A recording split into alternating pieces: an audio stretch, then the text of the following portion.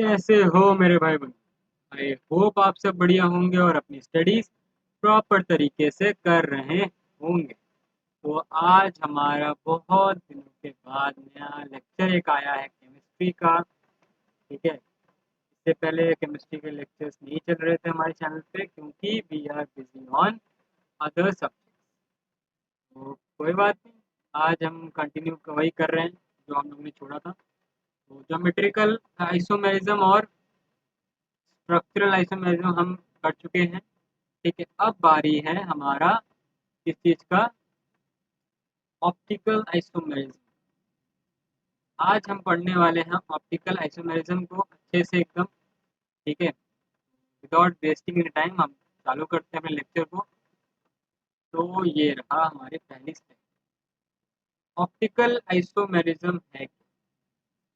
Isomerism हमें पता है कि जिसके अंदर स्ट्रक्चरल और मॉलिक्यूलर फॉर्मूला सेम रहेगा, और बट यहाँ पे ऑप्टिकल आइसोमेरिज्म आपका ज्योमेट्रिकल आइसोमेरिज्म का ही पार्ट है। ठीक है, तो इसमें आपकी physical and chemical properties, structural formula और मॉलिक्यूलर फॉर्मूला, ये तीनों क्या रहेगी, सेम रहेगी।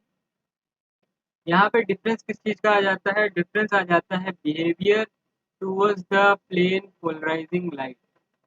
तो पीपीएल, पीपीएल मतलब क्या हो जाता है हमारे पास, प्लेन पोलराइज लाइट के अंदर ये बिहेवियर कुछ अलग तरीके से दिखाते हैं, जिसके कारण हम इन्हें क्या बोलते हैं, एनेंशियोमर्स।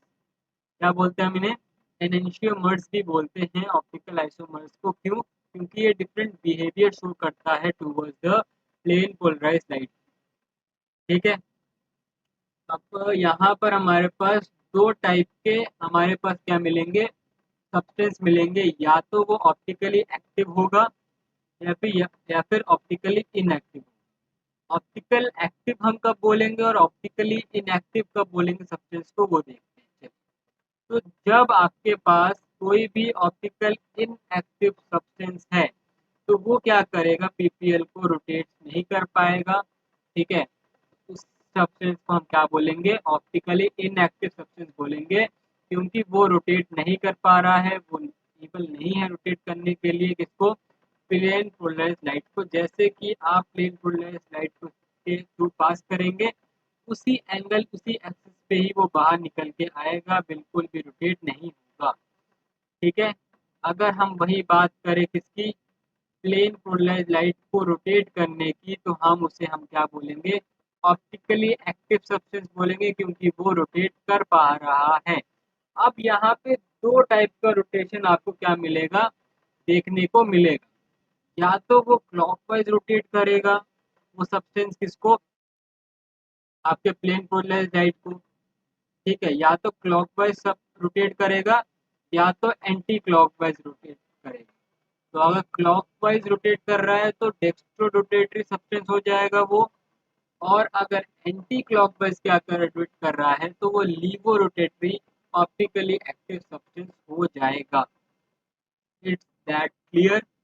ये थी बेसिक कॉन्सेप्ट किसका, ऑप्टिकली सब्सटेंस का और ऑप्टिकली इनएक्टिव और एक्टिव सब्सटेंस का। तो ऑप्टिकल आइसोमेरिज्म में हमें बस इन दोनों के ही बारे में ज़्यादा अच्छे से जानना होता है।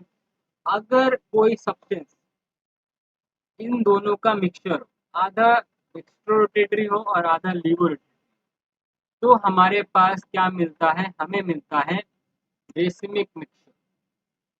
क्या मिलता है हमें, रेसिमिक मिक्सचर मिलता है। ठीक है, और इस रेसिमिक मिक्सचर में क्या रहता है, डेक्स्ट्रोरोटेटरी और लीवोरोटेटरी सब्सटेंस का इक्वल अमाउंट रहता है, जिसके कारण जो नेट रोटेशन आता है प्लेन पोलराइज लाइट का, वो आता है जीरो। क्या रहता है, जीरो। जीरो नेट रोटेशन रहेगा इसका, रेशमिक मिक्सचर का, जिसके अंदर डेक्स्ट्रोरोटेटरी सब्सटेंस और लीवोरोटेटरी सब्सटेंस का इक्वल अमाउंट मौजूद है। ठीक है, तो इसका एग्जांपल यहाँ पे देख सकते हो आप। और हाँ, रेशमिक मिक्सचर के लिए हमारे पास कायरल कार्बन होना चाहिए। कैसा कार्बन होना चाहिए, कायरल कार्बन। कायरल कार्बन कैसा कार्बन होता है, कायरल कार्बन वह कार्बन होता है जिसके पास 4 अलग-अलग वैलेंसी पे 4 अलग-अलग ग्रुप लगे हुए हैं। चारों वैलेंसी पे इसके अलग-अलग ग्रुप, सेम ग्रुप नहीं है। चारों वैलेंसी पे इसके पास क्या है, अलग-अलग ग्रुप मौजूद, ठीक है। तो यहाँ पर जब आप देख सकते हो CH CH3OH C2H5 है यहाँ पर। तो यहाँ पे जब आप इसको प्लेन मिरर में देखोगे तो यहाँ पर आपको लेटरल इन्वर्जन दिखेगा, पर नेट रोटेशन आपको मिलेगी क्या, जीरो। जीरो नेट रोटेशन है, बट लेटरल इन्वर्जन में मतलब लेफ्ट वाला जो था CH3 वो राइट की तरफ चला जाएगा, C2H5 जो राइट पे था वो लेफ्ट की तरफ चला जाएगा। आपको यहाँ पे एक नॉन इम्पोजिबल इमेज मिलेगी। नॉन इम्पोजिबल इमेज मतलब जब आप इसको इसके ऊपर रखोगे तो ये एकदम से सुपर इम्पोज नहीं होगा एक दूसरे के ऊपर। इस तरफ C2H5 है, इस तरफ CH3 है, तो उसको एक दूसरे पर रखोगे तो सुपर इम्पोजिबल नहीं होगा। तो रेसिपिंग मिक्सचर हमारा ये कहलाएगा, ठीक है। तो इसी के साथ आज का लेक्चर, छोटा सा लेक्चर है, ये खत्म होता है। नेक्स्ट लेक्चर में हमारे पास एक और बचा है, क्या बचा है वो, कॉन्फॉर्मेशनल आइसोमरिज्म बचा है। तो नेक्स्ट लेक्चर के अंदर हम कवर कर लेंगे कॉन्फॉर्मर्स को, और इसी के साथ हमारा नेक्स्ट लेक्चर में आइसोमेरिज्म खत्म हो जाएगा। और आइसोमेरिज्म के मैंने नोट्स डाल दिए मेरे टेलीग्राम चैनल पे। तो अगर किसी ने भी मेरे टेलीग्राम चैनल को ज्वाइन नहीं किया है, वो जाकर वहाँ टेलीग्राम चैनल ज्वाइन कर सकता है।